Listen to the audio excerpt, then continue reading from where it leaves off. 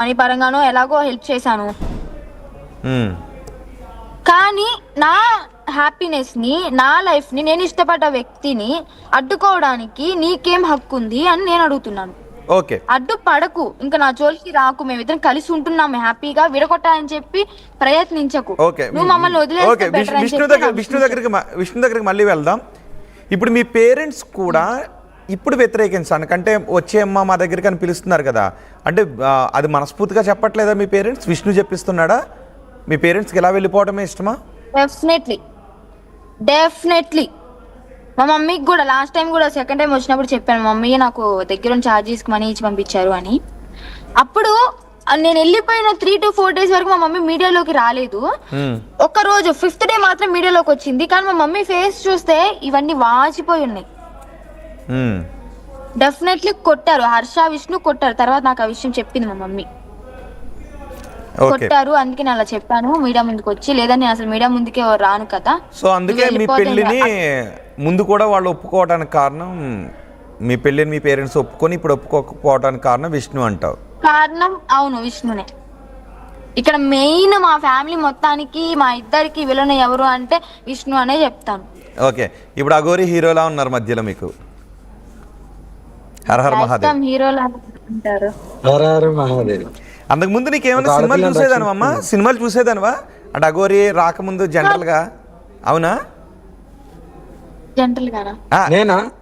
అఘోరి కాదు శ్రీవర్షిని.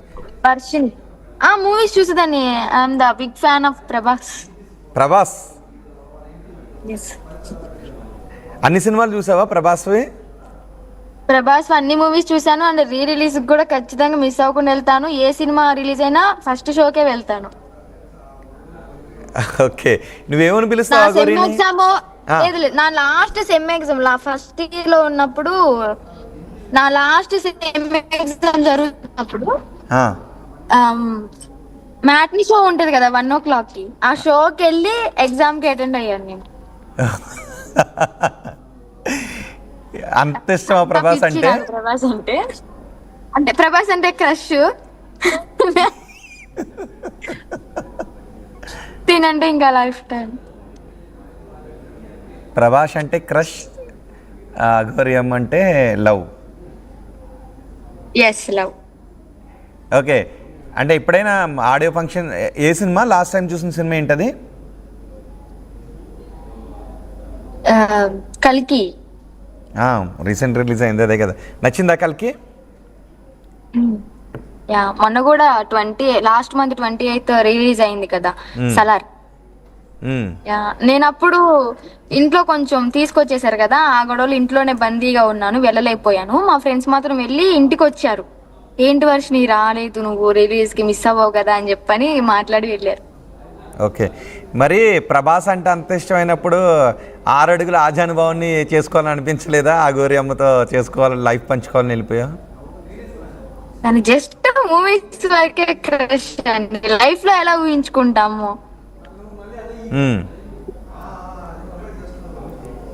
లైఫ్ లో ఎప్పుడు అలా ఊహించుకోలేదు.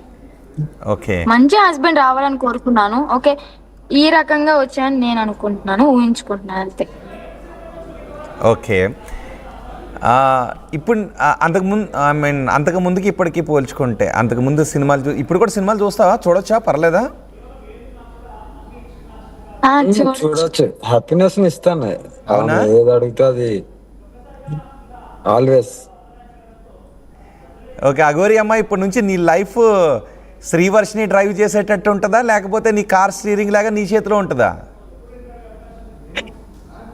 నా లైఫ్ నేనే లీడ్ చేస్తాను, బట్ తోడు ఉంటది. ఈమెకు చిన్న చిన్న హ్యాపీనెస్ ఉంటాయి కదా, మూవీస్ కి వెళ్ళడం, షాపింగ్ వెళ్ళడం, అవి ఎప్పుడు జరుగుతూనే ఉంటాయి. ఇంకా షాపింగ్ కి వాటిని ఎందుకు ఆపుతాం? అంటే డ్రెస్సులు కొనుక్కోవద్దా? ఓకే, ఏం డ్రెస్ తీసుకుంటా? ఏం డ్రెస్ శ్రీవర్షిని? బ్లాక్ అంటే ఇష్టం ఫస్ట్ నుంచి నాకు. ఇది వరకు అంటే కొంచెం స్కర్ట్స్ అవన్నీ, జీన్సెస్ అవన్నీ ఇంట్లోనే వదిలిపెట్టేసి వచ్చాను. అంటే శారీసా, చుడీదార్సా, గాగ్రాసా, జీన్సా? చుడీదార్స్ అండ్ జీన్సెస్ బాగా లైక్ చేస్తాను నేను. జీన్సెస్, తర్వాత చుడిదార్, తర్వాత శారీ, ఈ 3. మరి రేపటి నుంచి అఘోరి అమ్మ ఒంటికి బూడిద రాస్తుందేమో, నువ్వేమో నాకు జీన్స్ ఇష్టం శారీ ఇష్టం అంటే అఘోరి అమ్మ లేదు లేదు బూడిద రాసుకోమంటదేమో. ఉండాలి. అలా ఏం చేయము, బస్వి నేను రాసుకోను, జస్ట్ నేను ఓన్లీ సాధన నేర్చుకుంటాను. వేసుకొని ఇస్తావా బస్వి అఘోరి? ఒంటి మీదకి మరి అఘోరి గారు మరి ఏంటి ఆమెకి ఇష్టమైన చూస్తా, డ్రెస్సులు time ని ఆమెకి బట్టి. ఇష్టమైన కాస్ట్యూమ్స్ వేసుకొని ఇస్తారా? లేదు లేదు అలా కుదరదు, మెడలో రుద్రాక్ష వేసుకోవాల్సిందే, ఒంటికి బూడిద పూసుకోవాల్సిందే, కపాలంలో తినాల్సిందే అంటారా? రుద్రాక్షలు ఉంటాయి, సాధన నడుస్తుంటది, కానీ ఆమె హ్యాపీగా ఉండాలి. ఆమెకు జీన్స్ వేసుకుంటే వేసుకొనివ్వండి, ఇంకా చీర కట్టుకుంటే కట్టుకొనివ్వండి, ఆమె ఆనందమే కావాలి నాన్న. ఆమె హ్యాపీగా ఉండాలి అంతే. ఓకే, అంటే అఘోరీలు అంటే జనరల్గా సాధనలోనే అలా ఉండి మామూలుగా ఉన్నప్పుడు మళ్ళీ మామూలుగా ఉండొచ్చేమో కదా? చేయట్లేదు, నేను అఘోరిని కాదు. మీరు క్లారిటీ వినట్లేదు. నేను అఘోరిని చేయట్లేదు, ఈమెని. అర్థం కాలేదు, కొంచెం వాల్యూమ్ పెంచండి పీసీ గారు. ఇప్పుడు చెప్పు. చెప్పమ్మా. జస్ట్ మై వైఫ్ అంతే. సాధన ఇస్తాను అంతవరకే, మరీ అఘోరి తత్వంలోకి అయితే రాదు. ఓ, శ్రీవర్షిని అఘోరి తత్వంలోకి రాదు. యా, ఓన్లీ సాధన పరంగా సాధన నేర్చుకుంటది, హ్యాపీగా ఉంటది. అంటే ఇప్పుడు ఒకవేళ టైం ఉమ్, ఉమ్. ఇంకా ఆమెకు లేదు నేను కూడా ఇంకా ఇలాగే వస్తానంటే, ఇంకా దాన్ని బట్టి ముందు ఆలోచనలు, ముందు కార్యాచరణ బట్టి నడుస్తాం.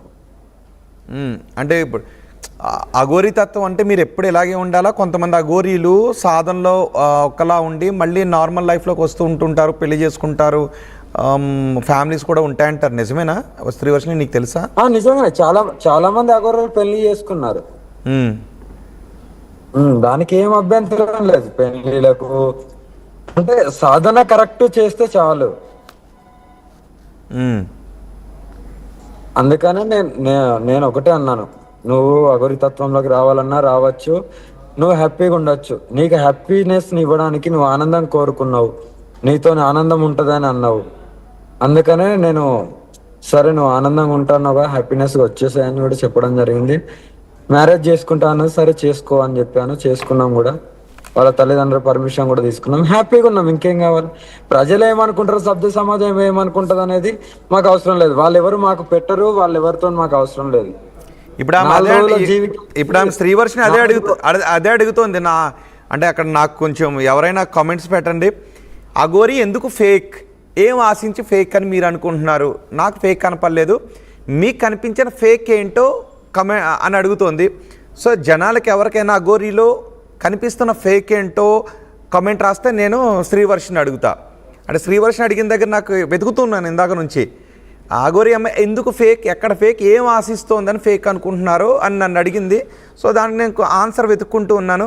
సో మీకు ఎవరికైనా ఆన్సర్ దొరికితే నాకు ఒకసారి చెప్తే నేను అడుగుతాను. నాకు నచ్చింది, నేను లైఫ్ లీడ్ చేస్తున్నాను, ఆమె శివతత్వంలో ఉన్నారు, మీకెందుకు అంటే విమర్శించే వాళ్ళకి ఎందుకు బాధ అని అడుగుతున్నారు. ఎవరిని మోసం చేయలేదని చెప్తోంది. సో ఎవరికైనా దానికి ఆన్సర్ దొరికితే నాకు కమెంట్ బాక్స్లో పెట్టండి. ఫర్ పాపులారిటీ, ఓకే నేను కొన్ని క్వశ్చన్స్ అడుగుతానమ్మా శ్రీవర్షిని, నువ్వు దానికి ఆన్సర్ ఫర్ పాపులారిటీ అని అడుగుతున్నారు ఎవరో. లేదండి, పాపులారిటీ అయితే చక్కగా ఇలాగే వచ్చి ఈమెతో ఉండి మళ్ళీ వెళ్ళిపోయి ఫాలోవర్స్ పెంచుకొని చక్కగా వీడియోస్ పెట్టుకుని బతికేదాన్ని కదా. అంటే నీకు పాపులారిటీ ఆలోచిస్తే ఇన్ని విమర్శలు దేశంలో ఎవరి మీద ఉన్నాయి. గత 1 year నుండి విమర్శలు కొడుతూనే ఉన్నారు, కానీ ఎక్కడ కూడా వెనక్కి అడిగి వేయలేదు కదా. మరి ఇంత విమర్శలు ఎవరు తట్టుకుంటారు? పాపులారిటీ ఆశించి వచ్చాను అన్న వాళ్ళకి నేను ఒకటే చెప్తాను, నేను పాపులారిటీ కోసం రాలేదు, మా లైఫ్ ఇద్దరం జీవితాంతం కలిసి జీవించాలని చెప్పి అనుకున్నాను. కాబట్టి లైఫ్ టైం పెళ్లి చేసుకున్నాం అన్న తర్వాత పాపులారిటీ ఏంటి? పెళ్ళే చేసుకున్నామని చెప్తున్నాం కదా. అంటే పాపులారిటీ కోసం పెళ్లి చేసుకున్నాను మీరు అనుకుంటున్నారా? అది చాలా తప్పు. ఓన్లీ ఫర్ మనీ అని ఎవరో రాశారు.